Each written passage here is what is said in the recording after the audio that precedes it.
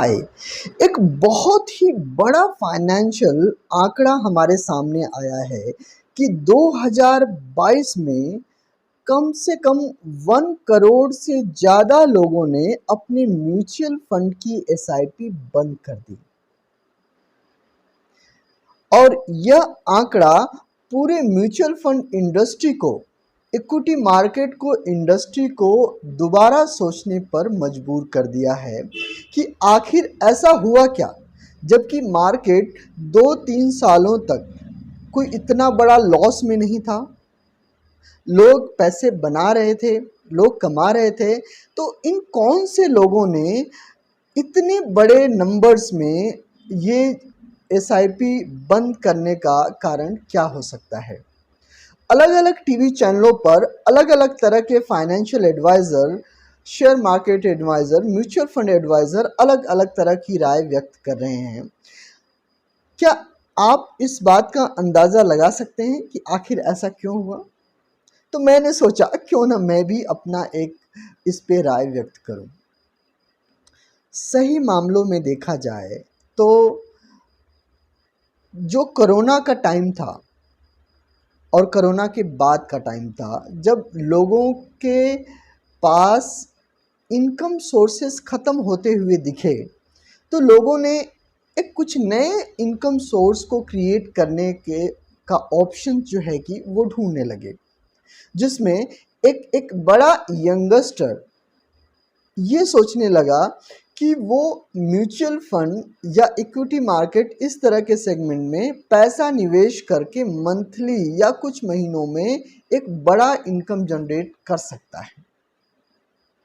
और जो market advisers हैं, जो ख़ास तौर से यूट्यूबर्स जो कि यंगस्टर जिस चीज़ को जो है कि डोमिनेट करते हैं, उन्होंने सिर्फ एक ही ड्रीम को ज़्यादातर फोकस किया कि म्यूचुअल फंड में एसआईपी करो तो इतने टाइम में इतना हो जाएगा, 10 सालों में 3 गुना 4 गुना पैसा हो जाएगा, 20 साल में आपका इतना 1000 रुपये की एसआईपी आपकी 1 करोड़ रुपए हो जाएगी।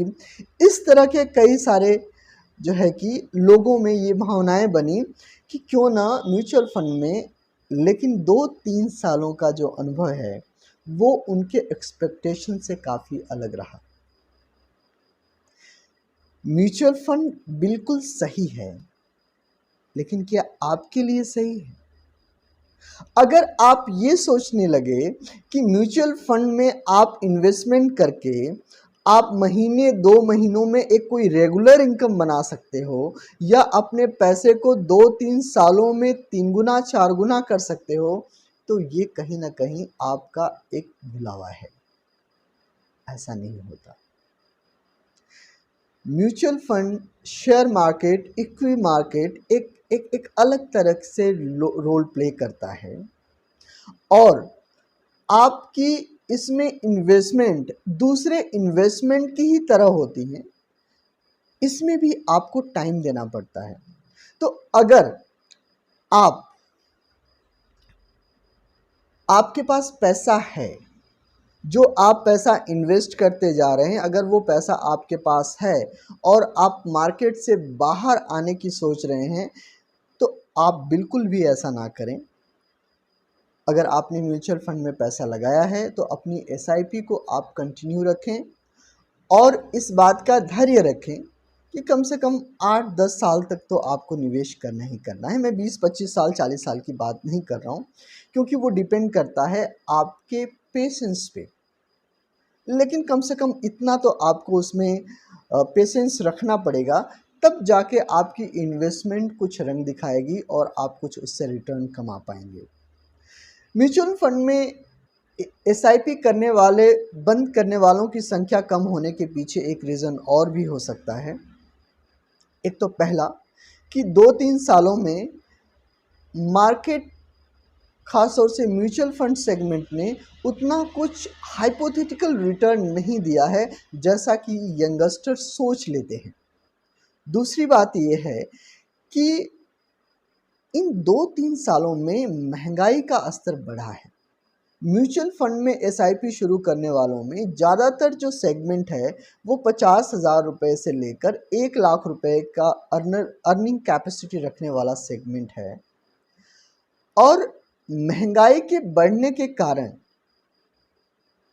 उसकी जो इनकम है, सेविंग का जो पार्ट है वो काफ़ी कम हुआ है, ना के बराबर हुआ है, क्योंकि दूसरे खर्चे तो वहीं के, इनकम वहीं की वहीं रह गई, आपके दूसरे खर्चे बढ़ गए।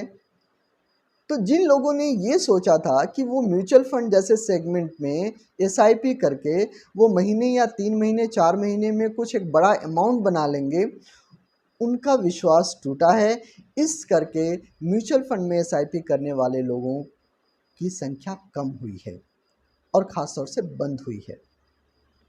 मैं दोबारा आपको बता दूं, म्यूचुअल फंड भी सही है, इक्विटी मार्केट भी सही है, इंश्योरेंस भी सही है, पोस्ट ऑफिस के स्कीम्स भी सही हैं, बैंक भी सही हैं। डिपेंड करता है कि आपकी रिक्वायरमेंट कैसी है, आपकी फाइनेंशियल सोच कैसी है, आपका पेशेंस लेवल कैसा है और आप कितना रिस्क ले सकते हैं। तो कभी भी इन्वेस्टमेंट करने से पहले आप अपने फाइनेंशियल कंसल्टेंट की राय ज़रूर लें, ताकि आपको अपने इन्वेस्टमेंट के पैटर्न को बार बार ना चेंज करना पड़े और इन्वेस्टमेंट का जो एक मूल जो बेनिफिट होता है, मैजिक ऑफ कंपाउंड, उससे आप उसके बेनिफिट से आप जो है कि वो अछूते रह जाएं। नमस्कार, मैं हूं फाइनेंशियल कंसल्टेंट एस के सिंह और आप देख रहे हैं मेरा यूट्यूब चैनल निवेश खिड़की को। इस चैनल को आप सब्सक्राइब कर लीजिए, क्योंकि आने वाले टाइम में आपको बहुत सारी फाइनेंशियल इन्फॉर्मेशन मिलने वाली है इस चैनल के थ्रू, जिससे कि आप अपने फाइनेंशियल लॉस को बचा पाएँ और अपने फाइनेंशियल लाइफ में ग्रोथ कर पाएँ। तो आज के वीडियो में बस इतना ही। नमस्कार, जय हिंद।